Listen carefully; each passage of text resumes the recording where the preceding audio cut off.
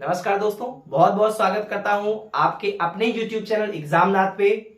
और उम्मीद करता हूं आप सभी मस्त होंगे, जबरदस्त होंगे, जिंदाबाद होंगे। तो चलिए, आज Hindi UPP Uttar Pradesh police constable जो री एग्जाम होना है उससे रिलेटेड हिंदी से संबंधित कुछ महत्वपूर्ण प्रश्न। इससे पहले मैंने आपको टॉपिक वाइज कई सारे प्रैक्टिस सेट कराए हैं, बट मैं अब इस तरीके के प्रैक्टिस सेट लेके आ रहा हूं जो कि टॉपिक वाइज नहीं है, एक मिक्स क्वेश्चन है। तो उसका ये प्रैक्टिस सेट 3 है। चलिए देख लेते हैं आज का जो है हमारा पहला प्रश्न दोस्तों क्या है। जी हाँ, बिल्कुल, हमारा पहला प्रश्न क्या है? पहला प्रश्न है, मलबे का मालिक कहानी के कहानीकार कौन है? देखिए प्रश्न को ध्यान से पढ़िए। प्रश्न कहा गया है कि जो मलबे का मालिक एक कहानी है, और पूछना इसमें प्रश्न क्या पूछा गया है? तो इसमें प्रश्न पूछा गया है कि कहानीकार कौन है? राजेंद्र यादव है, मोहन राकेश है, कमलेश्वर है या निर्मल वर्मा है? तो इसका जो राइट आंसर है दोस्तों वह होगा मोहन राकेश। बिल्कुल, मोहन राकेश मलबे का मालिक जो कहानी है, इसके रचनाकार कौन है, इसके कहानीकार कौन है? तो इसके जो रचनाकार हैं, इसके जो कहानीकार हैं वह मोहन राकेश हैं। और अगर हम कुछ अन्य जो है इनकी रचनाओं की बात करें, तो अन्य कहानियों की या अन्य रचनाओं की बात किया जाए तो आपका आषाढ़ का एक दिन, बिल्कुल, कौन सा? आषाढ़ का एक दिन, आषाढ़ का एक दिन, ये भी एक बहुत ही जो है कि एक फेमस कहानी है। आषाढ़ का एक दिन हो गया, लहरों के राजहंस, नोट कर लीजिए, आषाढ़ का एक दिन, लहरों के राजहंस।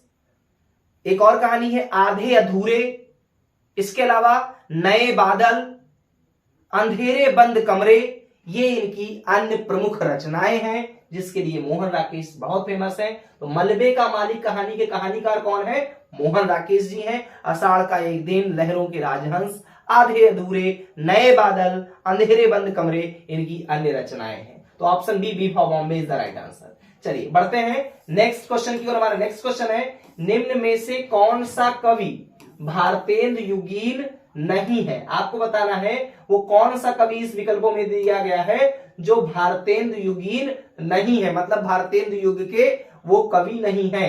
तो बद्री नारायण चौधरी प्रेमाघन, या ठाकुर जगमोहन सिंह, या पंडित अंबिका दत्त व्यास, या श्रीधर पाठक। तो इसका जो राइट आंसर है वो होगा ऑप्शन डी। बिल्कुल दोस्तों, श्रीधर पाठक। श्रीधर पाठक जो है ये खड़ी बोली के प्रथम स्वच्छंदतावादी कवि हैं। कैसे हैं ये? श्रीधर पाठक जी जो है ये खड़ी बोली के प्रथम स्वच्छंदतावादी कवि हैं। और ये जानते हैं भारतेंद्र युगीन से नहीं है, ये द्विवेदी युग से बिलोंग करते हैं। किस युग से? द्विवेदी युग से। तो ध्यान रखिएगा, ये द्विवेदी युगीन है और ये है खड़ी बोली के प्रथम स्वच्छंदतावादी कवि हैं श्रीधर पाठक। तो प्रश्न क्या किया गया था कि भारतेंद्र युगीन नहीं है, तो भैया कौन नहीं है? श्रीधर पाठक नहीं है। तो फिर किस युग के हैं? तो ये द्विवेदी युग से संबंधित है श्रीधर पाठक जी। चलिए देखते हैं तीसरे प्रश्न की ओर। नेक्स्ट क्वेश्चन है, पयोधी, सिंधु, वारिस किसके पर्यायवाची शब्द हैं? आपको बताना, देखिए 3 शब्द दिया गया है, पयोधी, सिंधु, वारिस, और आपको बताना है ये तीनों किसके पर्यायवाची हैं? मेघ का है, समुद्र का है, नदी का है, या गंगा का है? तो इसका जो राइट आंसर है दोस्तों वह होगा समुद्र। बिल्कुल, पयोधी, सिंधु, वारिस ये सब किसके है? तो जान लीजिए ये सब समुद्र के पर्यायवाची शब्द हैं। कुछ अगर हम अन्य शब्दों की बात करें तो जैसे रत्नाकर, रत्नाकर भी आपका क्या है? या आपका जलधि, जलधि भी आपका क्या है? ये सभी शब्द जो मैं लिख रहा हूं, रत्नाकर हो गया, जलध हो गया, उदधि हो गया। कौन सा? उदधि। ध्यान से इसको नोट कर लीजिए, बहुत ही ध्यान से, क्योंकि आपको कोई जरूरी नहीं है कि ये प्रश्न जो है ये ऐसे पूछा, हो सकता है आपसे रत्नाकर, जलधि और उदधि में पूछ लिया जाए। तो आपको सभी शब्दों पर क्या होना चाहिए? कमांड होना चाहिए। तो आपका नीर निधि हो गया, नीर निधि हो गया, नीर निधि जो है ये भी आपका क्या है? तो नीर निधि भी समुद्र का पर्यायवाची है, उदधि है, जलधि है, रत्नाकर है, पयोधी है, सिंधु है, वारिस है, ये सभी शब्द आपके समुद्र के पर्यायवाची शब्द हैं। समझ में आया? नोट कर लीजिए, मैं थोड़ा साइड हो जाता हूं, बिल्कुल आपको स्पष्ट दिख रहा होगा।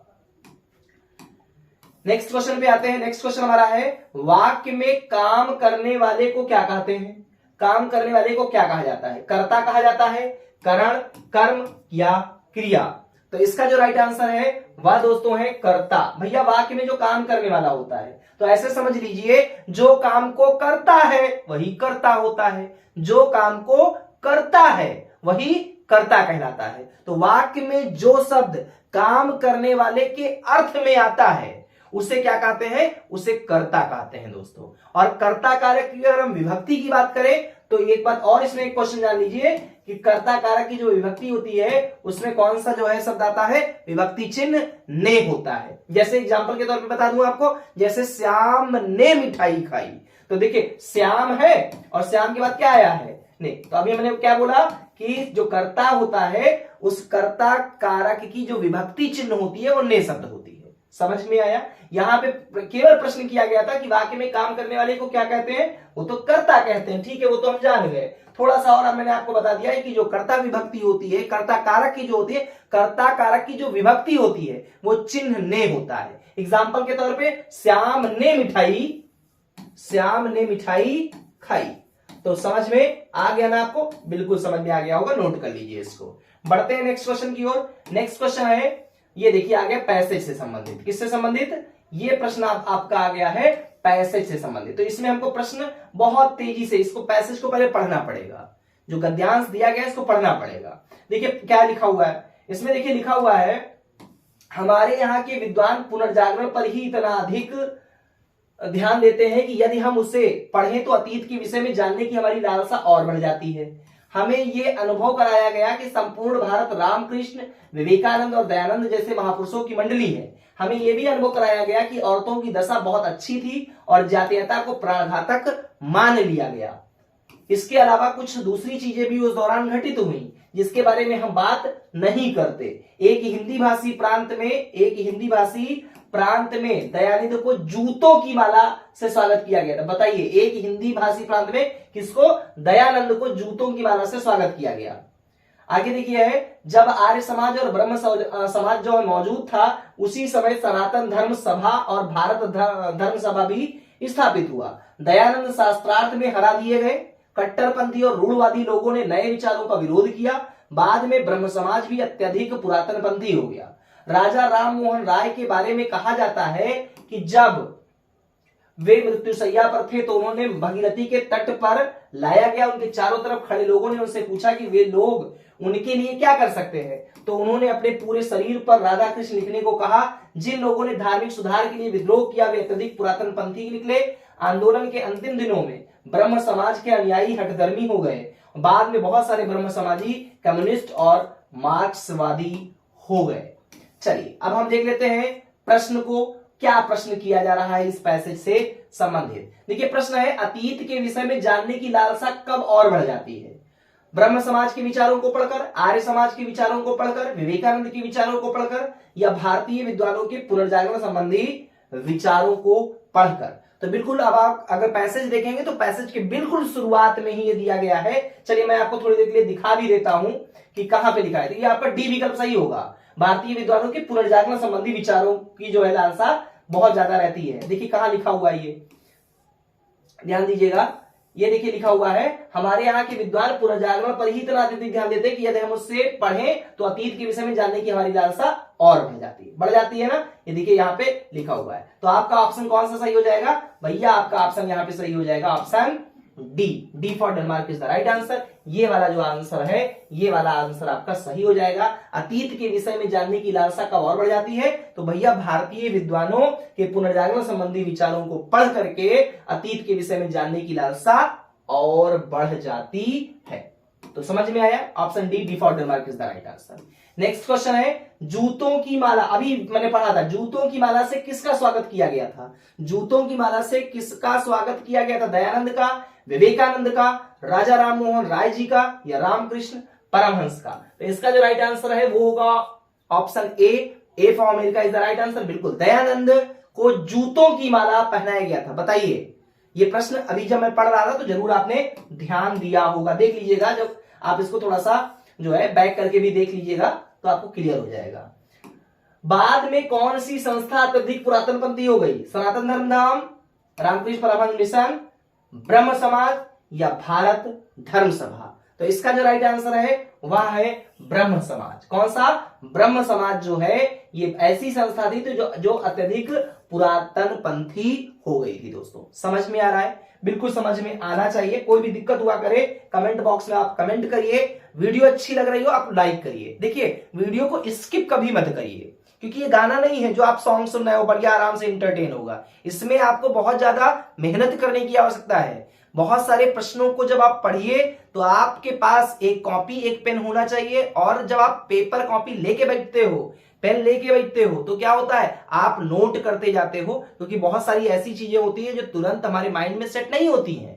उसको हमें अगर माइंड सेट करना है, उसको अगर अपने डिब्बे में इसमें रखना है, तो आपको क्या करना होगा? लिख करके याद करना होगा। सबसे बेहतर जो एक स्ट्रेटजी है पढ़ने की, याद करने की, तो वो है आप लिख करके याद करें। बहुत लंबे समय तक आप उस चीज को क्या कर पाएंगे? याद रख पाएंगे। तो यहां पे ऑप्शन डी सही हो जाएगा, और सॉरी ब्रह्म समाज ऑप्शन सी सही होगा। कौन सा यहां पे विकल्प सही होगा? ऑप्शन सी ब्रह्म समाज। बाद में कौन सी संस्था अत्यधिक पुरातन पंथी हो गई? तो भैया ब्रह्म समाज हो गया। चलिए बढ़ते हैं नेक्स्ट क्वेश्चन की ओर। हमारा नेक्स्ट क्वेश्चन है ब्रह्म समाज के संदर्भ में असत्य कथन कौन सा है?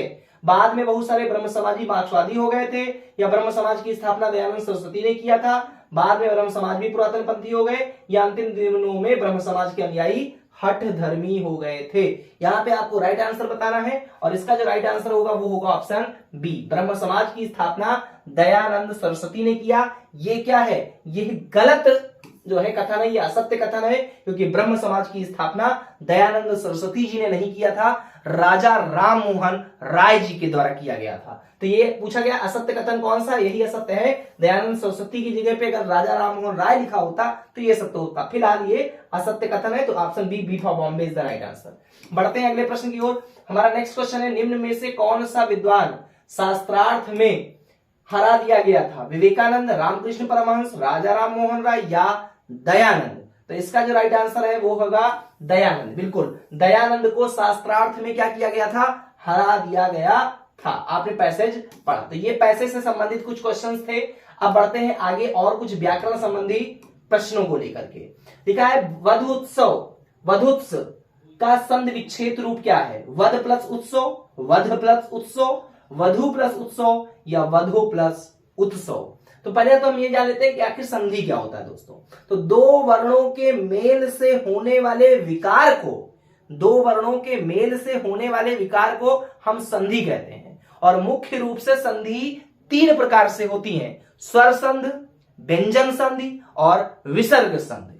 और ये जो वधुत्स लिखा हुआ है, ये जो वर्ड लिखा हुआ है, इसका संधि विच्छेद जानते हैं क्या होगा? तो इसका संधि विच्छेद आपका होगा वधु प्लस उत्सव। मतलब ऑप्शन सी में जो लिखा हुआ है वधु प्लस उत्सव होगा, और यही आपका दीर्घ स्वर का उदाहरण भी है। ये किसका है? ये दीर्घ स्वर का उदाहरण है। कौन सा संधि विच्छेद कौन सा सही होगा? भैया वधु प्लस उत्सव होगा। यह दीर्घ स्वर का उदाहरण है, और स्वर संधि, व्यंजन संधि और विसर्ग संधि ये तीन प्रमुख संधियां होती हैं। चलिए बढ़ते हैं नेक्स्ट क्वेश्चन की ओर। बाग बाग होना मुहावरे का सही अर्थ बताइए। बाग बाग होना, बाग बाग होना का मतलब ही समझ में आ रहा होगा, भैया क्या हो गए? खुश हो गए। फिर हम कौन सी वो मूवी है, हम आपके हैं कौन? मूवी देखा तो दिल बाग बाग हो गया। विवाह मूवी देखा तो दिल बाग बाग हो गया। बहुत ज्यादा अच्छा सीन उसमें दिखाया गया, बड़ा रोमांस वाली सीन दिखाई गई, तो दिल का हो गया भैया बाग बाग हो गया, मतलब बहुत खुश हो गया। समझ में आ रहा है? बिल्कुल समझ में आ रहा होगा।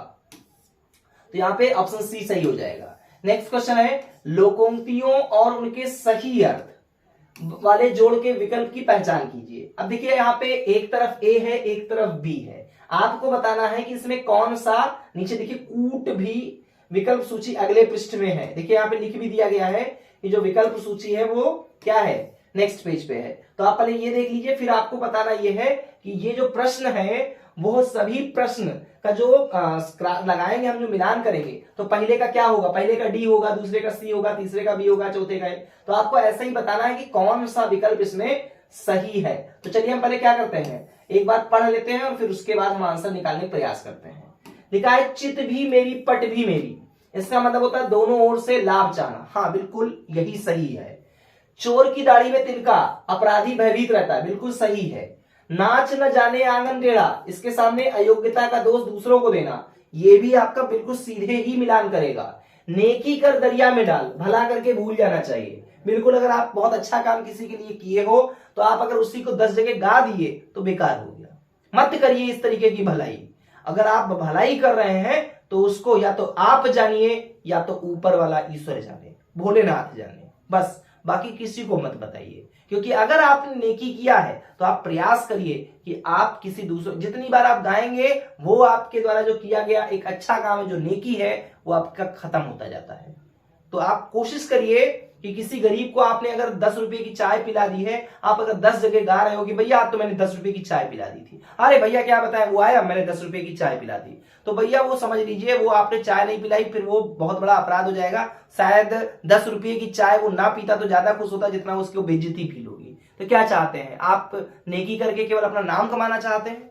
कोशिश किया करिए नेकी कर दरिया में डाल। तो देखिए यहाँ पे पहले का ए, दूसरे का बी, तीसरे का सी और चौथे का ड, बिल्कुल सीधा सीधा यहाँ पे मिल गया है, तो कोई दिक्कत नहीं है। अब हम देख लेते हैं कि किस वाले कूट में ये लिखा हुआ है। देखिए ऑप्शन डी आप यहाँ पे देख सकते हैं, यही सही होगा, क्योंकि पहले का ए, दूसरे का बी, तीसरे का सी और चौथे का डी, तो यहाँ पे option D for Denmark is the right answer. चलिए नेक्स्ट क्वेश्चन हमारा है क्वेश्चन नंबर 13, निम्नलिखित में से कौन सा संधि विच्छेद का एक गलत उदाहरण है? कौन सा ऐसा संधि विच्छेद है जो गलत उदाहरण दिया गया है? महा प्लस ओज, पौधन अक, नौधन इक, परोधन उपकार। तो इसका जो राइट आंसर होगा वह होगा ऑप्शन डी, बिल्कुल परो धन उपकार। ये आपका गलत है, इसका सही क्या होगा?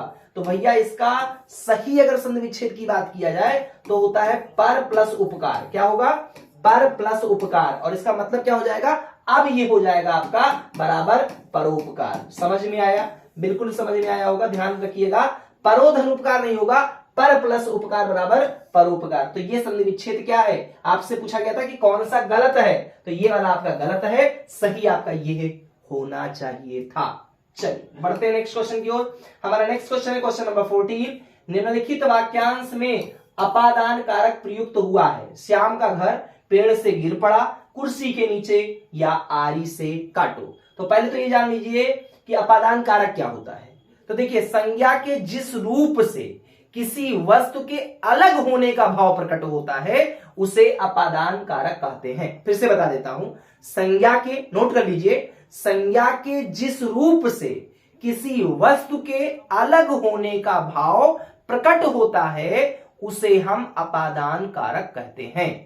और अपादान कारक की जो विभक्ति होती है वो से शब्द होती है। क्या होती है? से शब्द होती है। तो यहां पे ऑप्शन बी आप देखिए, पेड़ से गिर पड़ा।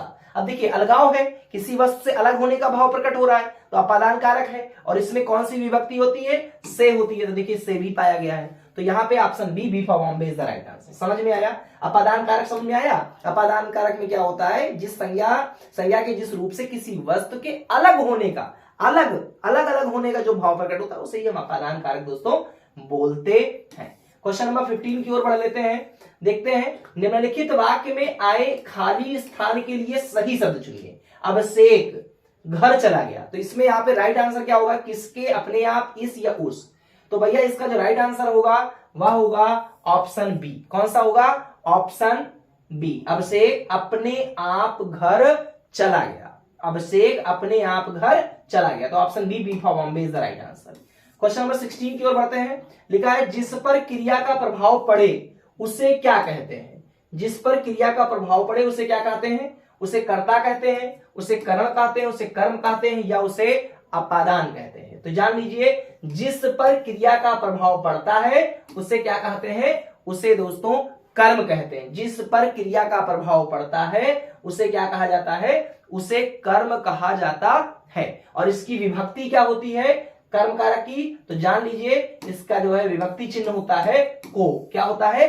को शब्द जो है, जैसे मैंने सोहन को बुलाया, जैसे मैंने सोहन को, तो कर्म कारक जो होता है उसमें कौन सा क्रिया का प्रभाव पड़े उसे क्या कहते हैं? उसे कर्म कहते हैं। और इसमें जो विभक्ति होती है इसकी विभक्ति को होती है, जैसे मैंने सोहन को बुलाया, जैसे मां ने बच्चे को सुलाया।